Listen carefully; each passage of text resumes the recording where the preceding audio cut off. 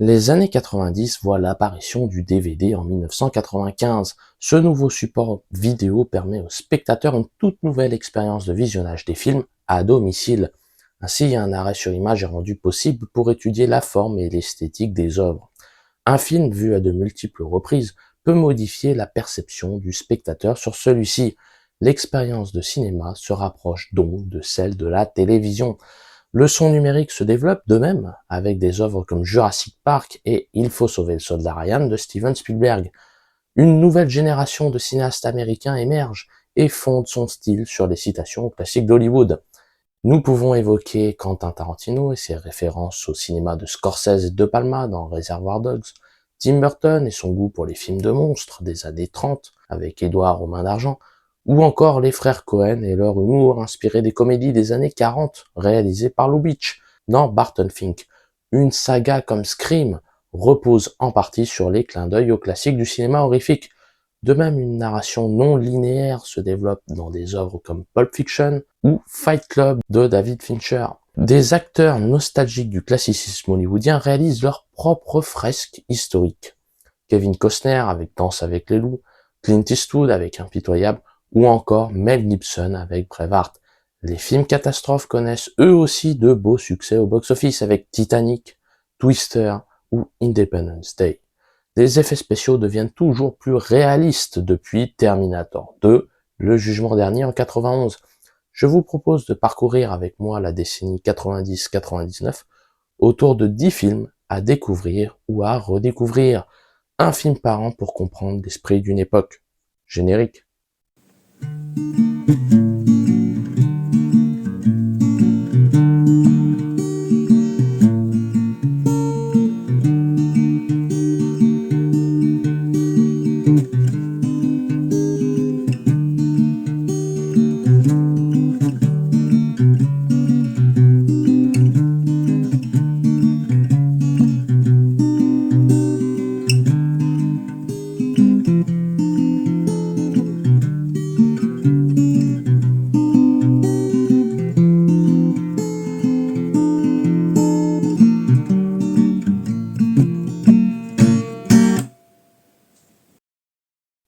En 1990, les spectateurs admirent Richard Gere, tombé amoureux de Julia Roberts dans Pretty Woman.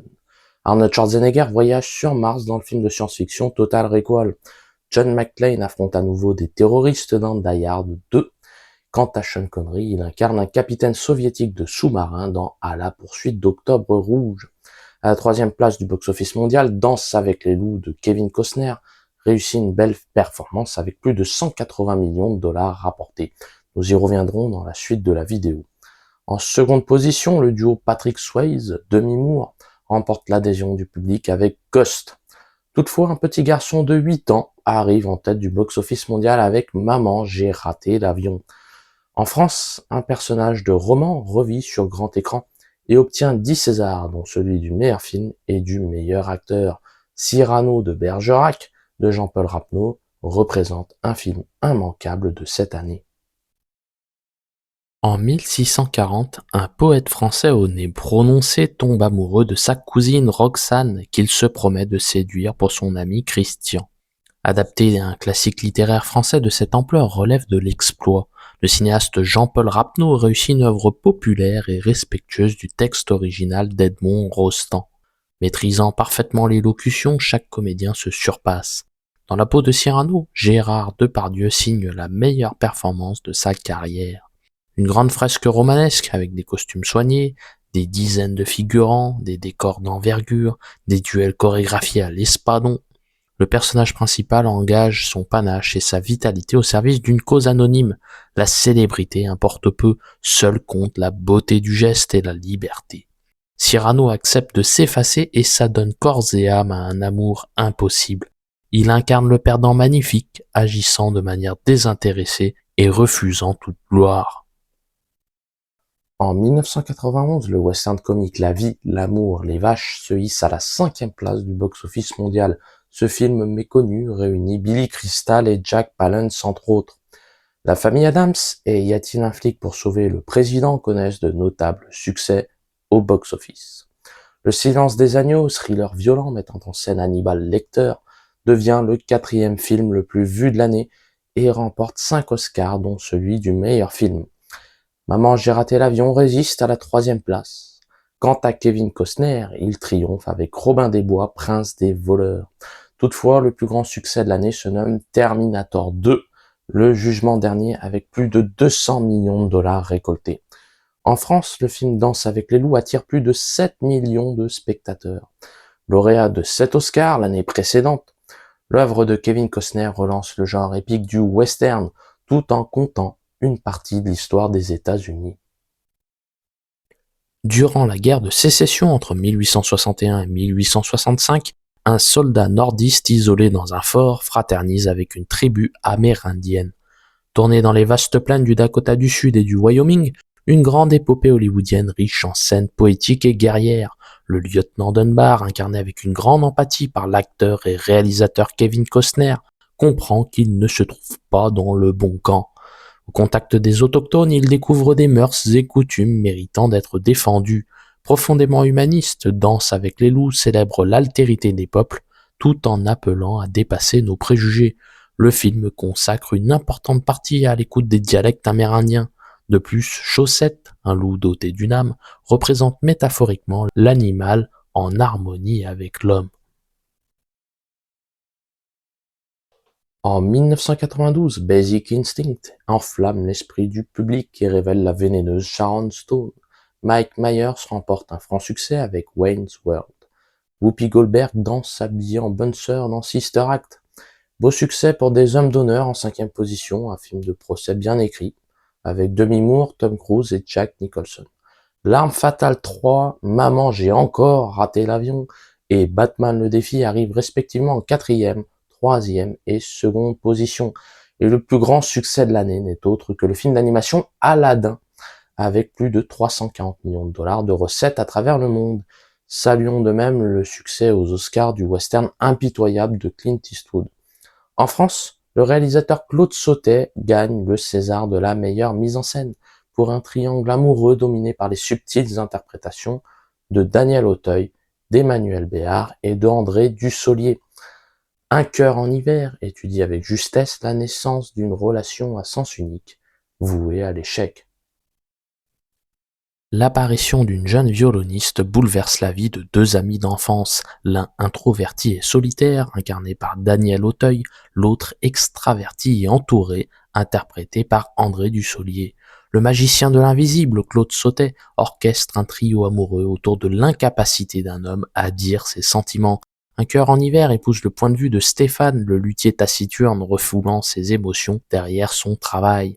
Avec une grande pudeur, de nombreux silences, des reflets sur les vitres, la musique discrète de Philippe Sard, le cinéaste dépeint le courage d'une femme et la lâcheté d'un homme. En effet, la petite amie de Maxime, interprétée par Emmanuel Béard, assume pleinement donner son cœur à Stéphane. Ce dernier, froid et distant, joue la comédie de l'homme imperméable à toute émotion. Elle parle une langue qu'il fait semblant de ne pas comprendre. Le personnage de Camille se brûle les ailes mais ne regrette rien. Celui de Stéphane, en revanche, conserve sa rigidité, mais passe à côté d'une potentielle histoire. La violoniste blessée guérira. Au fond de lui, le luthier renfermé gardera toujours une amertume. Lequel des 2 protagonistes sortira le plus grandi par cette rencontre manquée?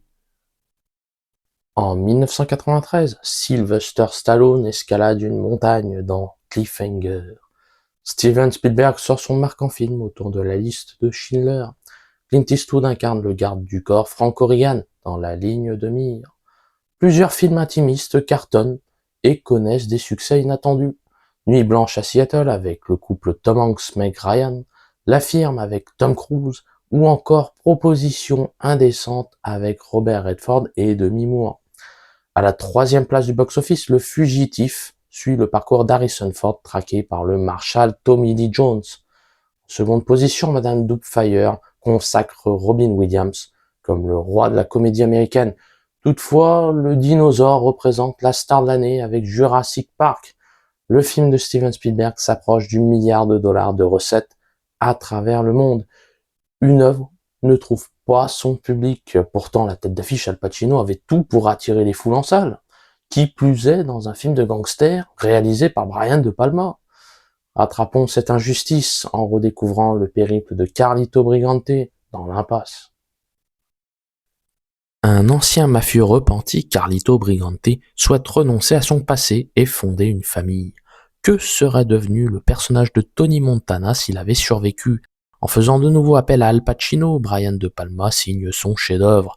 Si l'esthétique reprend ouvertement les motifs de Scarface, la boîte de nuit, les jeux de miroir, l'acteur principal lui-même, le scénario choisit d'emprunter le chemin inverse. Le réalisateur suit les pas d'un homme luttant contre son destin. Carlito pense avoir changé. Or, le monde dans lequel il évolue n'oublie pas sa véritable identité. Tôt ou tard, les actions passées entraînent des répercussions sur l'avenir. Et en héros tragique, le personnage s'engage dans une voie sans issue. Digne héritier d'Alfred Hitchcock, le cinéaste maîtrise le suspense et la tension comme personne. Filmé en plan séquence, une inoubliable scène de course-poursuite dans un métro new-yorkais immortalise cette fuite vers le néant. En 1994, Quentin Tarantino remporte la Palme d'Or au Festival de Cannes pour Pulp Fiction. Jim Carrey amuse le public dans The Mask. Keanu Reeves et Sandra Bullock roulent à toute allure dans Speed. Harrison Ford reste une valeur sûre dans Danger immédiat. La comédie Dumb and Dumberer avec Jim Carrey et Jeff Daniels se hisse à la 6e position du box-office. À la 5e place, la famille Pierre à Feu rapporte plus de 130 millions de dollars de recettes. 4e position, Super Noël avec Tim Allen. Sur le podium, nous retrouvons True Lies avec Arnold Schwarzenegger, Forrest Gump, le grand vainqueur des Oscars, et en tête du box-office, le film d'animation Le Roi Lion des studios Disney, qui engrange plus de 700 millions de dollars de recettes à travers le monde. Pourtant, un film de Tim Burton termine à la 137e place. Ed Wood s'avère l'échec commercial le plus cuisant de son auteur. Au début des années 50, le jeune Ed Wood souhaite percer dans l'industrie hollywoodienne à l'instar de son idole Orson Welles. Considéré comme le plus mauvais réalisateur de tous les temps, il manifeste une passion sans borne pour son métier. Tim Burton s'amuse des décors en carton-pâte utilisés par son personnage pour ses tournages de films de science-fiction. Interprété avec conviction par Johnny Depp, Ed Wood touche par sa naïveté et provoque l'hilarité par son manque total de lucidité. Rendant hommage au cinéma fantastique de série B qu'il affectionne, Tim Burton salue les oubliés de l'industrie. En véritable marginal, il semble éprouver une certaine nostalgie pour son adolescence passée à bricoler des petits films artisanaux sans le sou. Une époque où inventivité et liberté créative ne riment pas forcément avec budget conséquent. En 1995, John McClane vit une journée en enfer dans Die Hard 3. Robin Williams continue de séduire le public avec Jumanji. Casper le fantôme atteint les 100 millions de dollars de recettes. Quant à Pierce Brosnan, il réussit sa première mission dans la peau de James Bond dans GoldenEye. Jim Carrey continue de tracer sa voie vers le succès avec Ace Ventura. Le studio Disney triomphe à la 5e position avec son film d'animation Pocahontas. À 4e place, Val Kilmer endosse le rôle du Chevalier Noir dans Batman Forever. Et si Tom Hanks s'appelle Houston à l'aide, les spectateurs se ruent en salle pour admirer les exploits d'Apollo 13. Toutefois, un thriller sombre et torturé occupe la tête du box-office. Avec plus de 300 millions de dollars de recettes, Seven de David Fincher devient l'événement de l'année. Dans un tout autre registre, le studio Pixar révolutionne le cinéma d'animation avec Toy Story. Le cow-boy Woody, jouet préféré du jeune Andy, se sent menacé par l'arrivée d'un cosmonaute nommé Buzz l'éclair. Premier film d'animation entièrement réalisé en images de synthèse, Toy Story illustre la théorie de l'objet transitionnel développée par le psychologue Donald Winnicott. En effet, un objet transitionnel est un jouet auquel un enfant donne vie comme un prolongement de lui-même. Le studio Pixar humanise Buzz et Woody au point de générer l'empathie du spectateur. Avec un savant dosage d'humour et d'émotion, le film s'inscrit comme un événement majeur. L'innovation technologique se trouve mise au service d'un scénario adulte. Si un premier niveau de lecture s'adresse aux enfants, un discret sous-texte lance de réguliers clins d'œil aux parents. En 1996, Eddie Murphy se métamorphose en professeur foldingue. Robin Williams reprend le rôle de Jean Poiret dans le remake de La Cage aux folles. Le film de procès Le droit de tuer avec Sandra Bullock et Kevin Spacey se hisse à la 10e place du box-office mondial. Quant à Sean Connery, il s'évade de la prison d'Alcatraz dans Rock de Michael Bay. Glenn Close cartonne dans le rôle de Cruella d'Enfer dans les 101 Dalmatiens des studios Disney. En 5e position, Mel Gibson cherche à retrouver son fils enlevé dans La Rançon. 1996 représente aussi une grande année pour Tom Cruise, avec les succès consécutifs de Mission Impossible en 3e position et Jerry Maguire en 4e position. Toutefois, le deuxième plus gros succès de l'année met en scène une météorologue confrontée à une tornade dans Twister. Un film prend la tête du box-office et célèbre l'héroïsme américain un 4 juillet. Il s'agit d'Independence Day, avec le président des États-Unis se battant lui-même contre une invasion extraterrestre. 1996, c'est aussi l'année de sortie d'une modeste comédie musicale chantée par Goldie Hawn, Drew Barrymore et Edward Norton. Et oui, Edward Norton chante aussi. Tout le monde dit I Love You de Woody Allen analyse avec un humour cinglant les tourments amoureux de ses protagonistes. Sur fond de standards musicaux américains, les péripéties sentimentales d'une famille new-yorkaise. Un hommage à l'âge d'or de la comédie musicale hollywoodienne des années 50. Woody Allen tourne en dérision de la haute bourgeoisie, se moque de la politique et des relations de couple. En prime, le cinéaste se met lui-même en scène dans la peau d'un écrivain psychanalysé, s'interrogeant en poussant la chansonnette sur la manière de séduire Julia Roberts.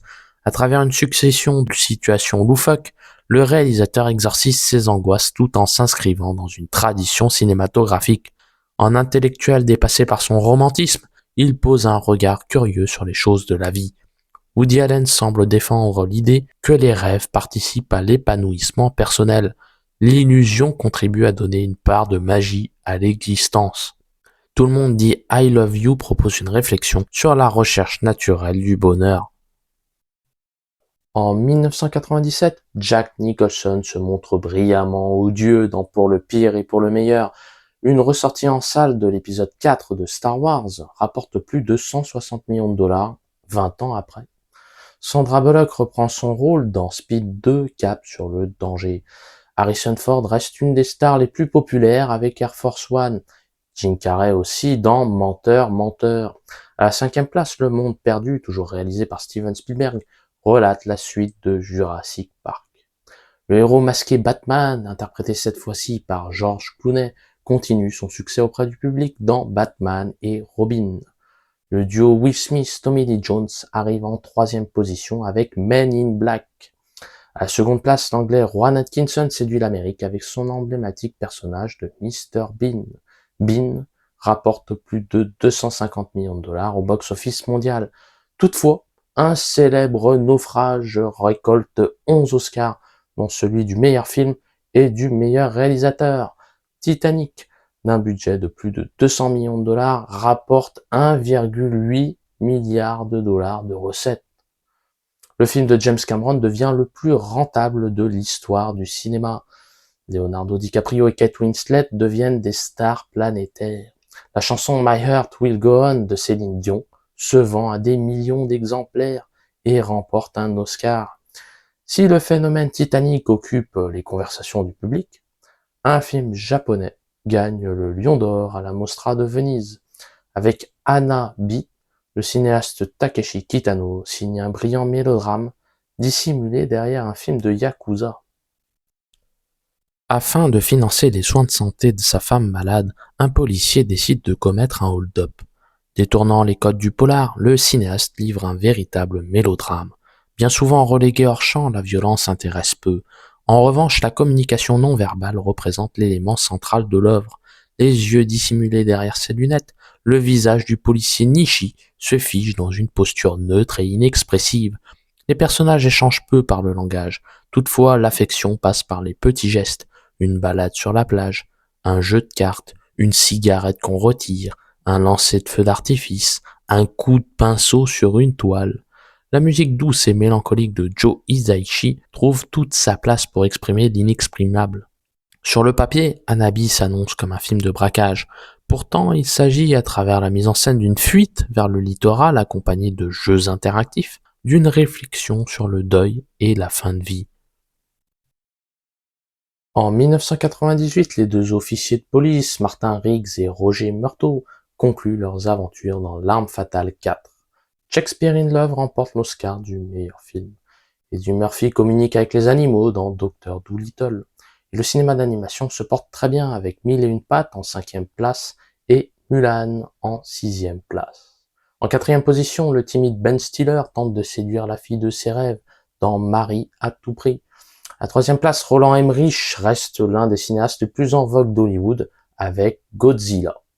Seconde position, un film de guerre réalisé par Steven Spielberg marque les esprits.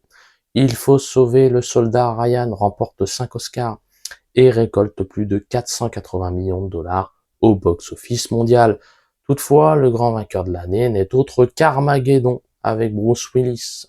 Un film de Michael Bay s'impose avec un chiffre dépassant les 500 millions de dollars. 1998, c'est aussi l'année de sortie d'une œuvre au succès inattendu. Dans le rôle de Truman Burbank, Jim Carrey livre une performance dramatique étonnante. The Truman Show de Peter Weir raconte un monde dominé par les écrans. Suivi par des millions de téléspectateurs, la vie d'un homme se trouve bouleversée lorsque ce dernier découvre le caractère factice du monde dans lequel il évolue. Inspiré par l'écrivain visionnaire Philip K. Dick, le cinéaste met en scène avec justesse et minutie l'apparition de la télé-réalité et de la société de surveillance. Peter Weir égratigne les codes de la télévision et s'attaque à la société de consommation. De plus, il dénonce avec une ironie mordante la publicité, le culte du divertissement superficiel, visant à détourner les masses populaires de tout sens de la révolte, et la manipulation constante des foules par le recours permanent à l'émotion. Obnubilé par les écrans, le monde décrit par le réalisateur célèbre un sensationnalisme empêchant toute réflexion. Interprété avec une grande sobriété par Jim Carrey, le personnage de Truman choisit la voie de la connaissance au lieu de celle de l'ignorance. Il sort de sa caverne à la recherche de la vérité. En 1999, Tom Hanks se lie d'amitié avec un condamné à mort dans La Ligne verte. Là, une souris nommée Stuart Little rapporte plus de 300 millions de dollars au box-office mondial. Just Married ou presque réunit à nouveau le duo Julia Roberts, Richard Gere. American Beauty gagne l'Oscar du meilleur film et réussit un beau parcours commercial à la 7e position. Coup de foudre à Notting Hill avec une nouvelle fois Julia Roberts consacre Hugh Grant coqueluche de ces dames. Le studio Disney connaît un nouveau succès avec le film d'animation Tarzan. Et la révolution Matrix débarque sur grand écran, une œuvre visionnaire rapportant plus de 460 millions de dollars au box-office mondial. En 3e position, le studio Pixar affirme sa suprématie avec Toy Story 2. À la seconde place, un thriller autour d'un enfant disant voir des morts triomphe. Il s'agit du 6e sens de M. Night Shyamalan. Toutefois, l'événement de l'année marque le retour d'une saga culte sur grand écran. Star Wars, la menace fantôme de George Lucas dépasse les 900 millions de dollars de recettes. En France, sort un film de guerre majeur, réalisé par Terrence Malick. La Ligne rouge raconte la bataille menée par les troupes américaines à Guadalcanal en 1942 contre l'armée japonaise. En 1942, un soldat américain profitant des charmes d'une île du Pacifique est appelé à combattre à Guadalcanal. Méditation philosophique sur le rapport de l'homme à la nature et à son semblable, le film de Terrence Malick met en scène un affrontement guerrier au cœur d'un décor paradisiaque. La mort rôde partout. Le personnage principal s'interroge sur l'existence de Dieu. Si les 10 premières minutes du long métrage célèbrent un jardin d'Éden, le reste de l'œuvre développe la thèse selon laquelle l'apparition des hommes apporte conflit et disparition de toute végétation. En détruisant la nature, l'homme ne contribue-t-il pas à pécher contre la création de Dieu? Pourtant, le soldat Whit, incarné par Jim Caviezel, continue de croire. Il n'est pas le seul. Terrence Malick lui-même, à l'aide d'images poétiques, semble conserver la foi. Dans un monde chaotique, l'espérance nourrit la pensée des différents personnages. En voix-over, ces derniers nous confient secrètement leurs doutes et leurs tourments existentiels. Ils sont les pécheurs, nous, spectateurs, sommes leurs confesseurs. De la décennie 1990-1999, nous pouvons retenir plusieurs éléments dans l'industrie hollywoodienne. Des nouveaux visages apparaissent et attirent le public en salle. Sharon Stone avec Basic Instinct, Demi Moore, Tom Hanks, Robin Williams, Jim Carrey, Keanu Reeves, Sandra Bullock, Will Smith ou encore Julia Roberts. Des thrillers sombres et torturés connaissent des succès inattendus. Le silence des agneaux, Seven, Sixième Sens. Des grandes franchises s'imposent. Batman, L'Arme Fatale, Jurassic Park, Die Hard. Le studio Pixar révolutionne le cinéma d'animation avec Toy Story, premier film entièrement réalisé en images de synthèse. Le film catastrophe connaît un nouvel engouement autour de Twister, Armageddon, Godzilla ou Independence Day. Sans oublier les films familiaux se hissant souvent sur le podium du box-office mondial. Maman, j'ai raté l'avion, Madame Doubtfire, Casper ou Le Professeur Folding. Une décennie riche en œuvres diversifiées avec une dominante de thrillers, de cinéma d'animation, de films catastrophes et de comédies familiales. La liste établie dans cette vidéo relève d'un choix subjectif, alors n'hésitez pas dans les commentaires à me dire quels sont pour vous vos 10 films préférés de la décennie.